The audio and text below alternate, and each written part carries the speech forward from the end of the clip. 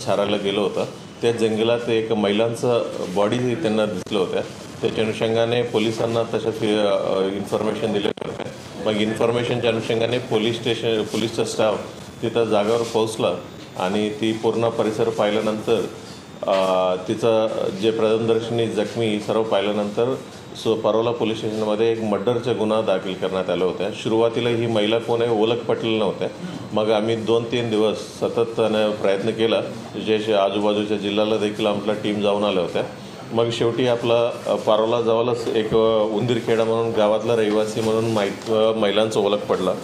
ते महिलांचं नाव आहे शोभाबाई रघुनाथ खोली असं नाव ओळख पडल्यानंतर आम्ही गोपनीय माहिती आधारित एका त्या गावातच राहणाऱ्या एका माणसाला अटक केलं. त्याचं नाव आहे अनिल गोविंद सदाशिव, वय 45 वर्ष. ह्यांना अटक करण्यात आलेलं आहे.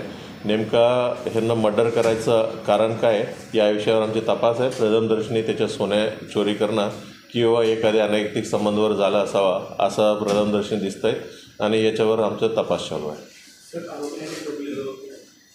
तेच म्हणजे कबुलीवर आणि आपला तपास चालू आहे.